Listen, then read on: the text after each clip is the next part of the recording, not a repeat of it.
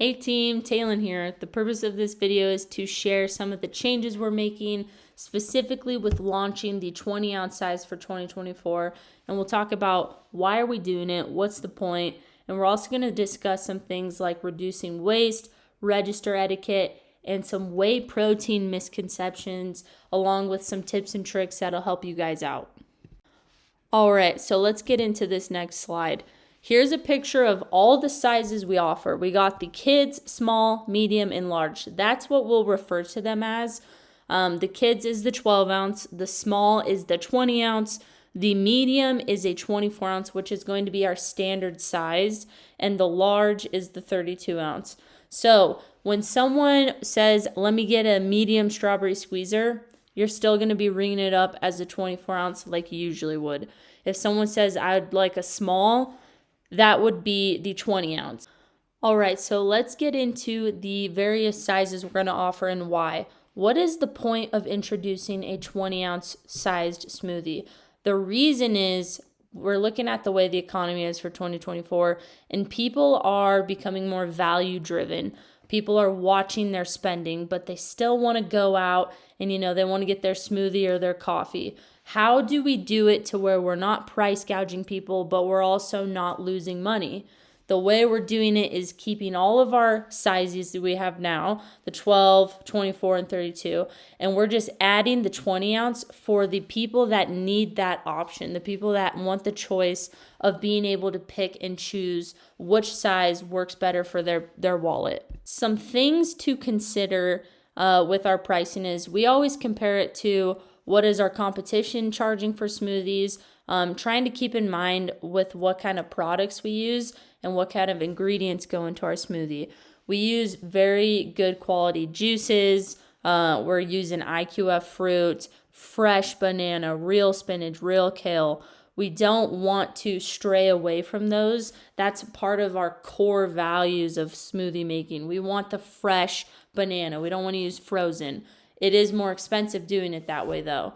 We use Red Bull, which is not super common because Red Bull is very expensive. So, how do we continue to carry these products, things like honey that our competition doesn't carry, but still be able to make it cost effective? One of those ways is we'll introduce the 20 ounce size so that people can still get that value smoothie, but we're not having to compromise and we're not having to price gouge some of our loyal customers or even people just passing through. So in review, this sizing offers a value option that the customers have demanded. Let's go ahead and take a look at Carson, who is going to actually go through and make the smoothie with you guys. The whole purpose of the 20 ounce is pretty simple. We're just reducing the 24 ounce recipe by 4 ounces to get 20 ounces. So that would mean less juice, less sherbet.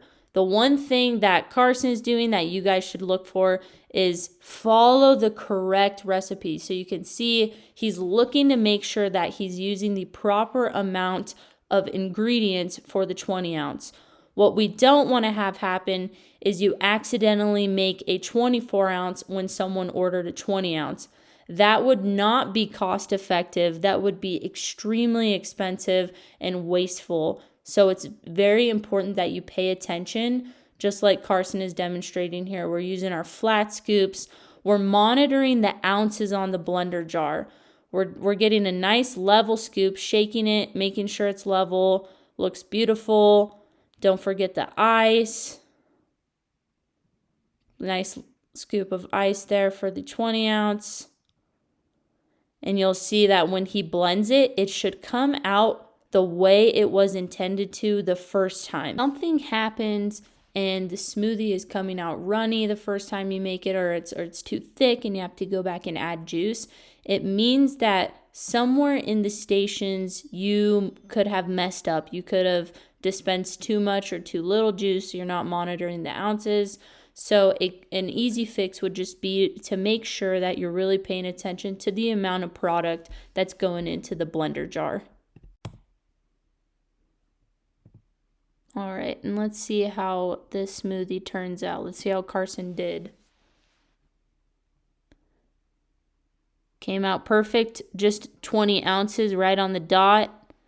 And you can see that as he's layering it, he's not going to go and shake the cup. There's no waste. He's not going to pat the cup down. He's going to just let it layer on top and then put the lid on.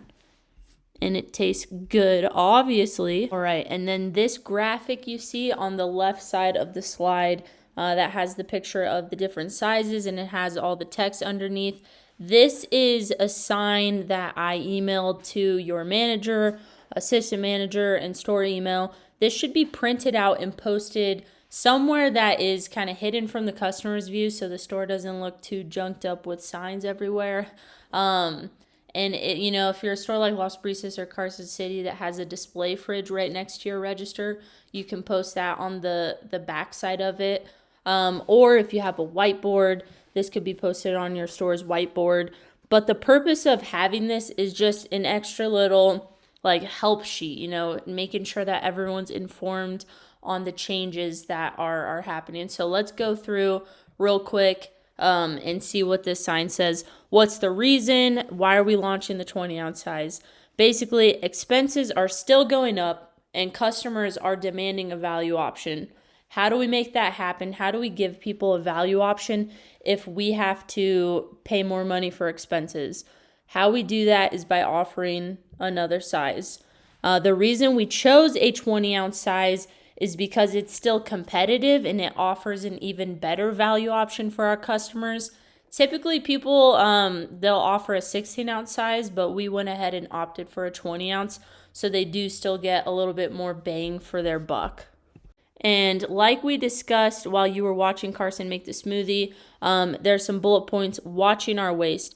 Make sure you're following the correct recipe. It just takes a little bit more attention and care, making sure that you're not contributing to too much waste, which could just basically cancel out all of this and would be very ineffective. And like I mentioned before, we're taking the 24-ounce recipe and we're just reducing some of the ingredients. So the recipes should be coming out the correct way the first time if you're making them properly. Register etiquette and whey protein. Register etiquette, basically let the customer order what they want. You don't have to play the 20-question game where it's like, oh, which medium size do you want? Or are you sure you want the regular size because we have this new size? And let's see, the last bullet point is about whey protein. 28 grams of protein should only expand the smoothie by about 4 ounces, maybe 4 to 6 ounces. So for a 20-ounce smoothie with whey protein, it's easy. Put it in a 24-ounce cup. Whey protein does not expand to the next size up for all smoothies. That's not how it works. Before we get into a little more tips and tricks with whey protein, let's talk a little bit more about register etiquette. Like I said, let the customer order what they want. You don't have to inform every customer on the change. They don't know the difference. They don't know that, oh, there's all these different sizes. They see what they want. Let them order it unless they ask you for help. The 24-ounce size is the standard. If they want a medium strawberry squeezer, don't ask, oh, do you want the 20-ounce or do you want the 24-ounce? The 24-ounce is our standard medium size. Talking about portions and reducing waste, be sure to follow the correct recipe so you do not have waste when you're making the 20 versus the 24-ounce. For the 20-ounce size, we're simply reducing the recipe with less juice and sherbet. So when followed correctly, the recipes should come out the way they're intended. And make sure that you're monitoring the ingredients as you dispense them into the blender jar. I would go through and make sure each blender jar has legible ounces.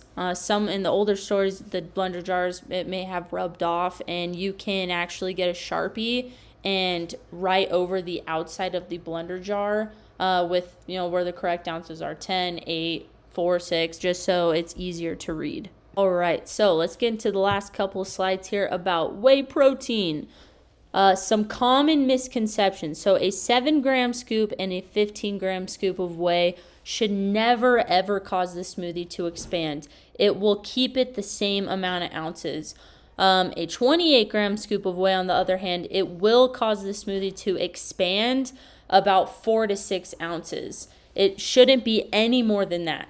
So do not ever downsell a customer just because the smoothie is going to expand a little bit. If they want a medium smoothie with a 28-gram scoop of whey, let them order it. Let them order what they want. Do not try to downsell them on getting a 12 or 20 ounce with whey just because it's going to expand. All right, so a 20-ounce smoothie with a 28-gram scoop of whey should be placed into a 24-ounce cup. Why? Obviously, because it's expanding about 4 ounces. It shouldn't really expand more than that. A 12-ounce smoothie with whey should be placed into a 20-ounce cup. It should not entirely fill the 20-ounce cup. It should only be expanded to about 18 ounces. And where some team members get confused is they think that it's supposed to expand to the next size fully, which that is not true. It should not. In the case of the new 20-ounce size with whey protein, it will expand obviously to the 24-ounce. But I've seen it to where team members are making a 12-ounce smoothie with whey and they think they have to go back and add more yogurt or sherbet to make it reach 24 ounces. That's not true. That's very expensive. That's not cost effective, and that's not the procedure. So I just wanted to clear that up for anyone that had any questions on that. And in review, we've chosen to give our customers an option by launching the 20-ounce size for those who are more value-driven customers. We're offering that value proponent for them. We decided this based on competitor and market analysis. With expenses still going up, we needed to come up with a solution where we wouldn't have to price gouge customers, but we also wouldn't lose money. And another good way to encourage people to visit or save money and get coupons is Club Kiva. The Club Kiva loyalty system is a really good bang for your buck. You're getting 1 star for every smoothie, juice, or bowl you buy. So if someone buys 10 smoothies, they're getting 10 stars, which is almost a free smoothie. That's a pretty good deal. So at the end of each transaction, make sure you ask the customer if they can enter their phone number to get their stars so that they can start redeeming their rewards. And the last thing I want you to do is be awesome and have fun.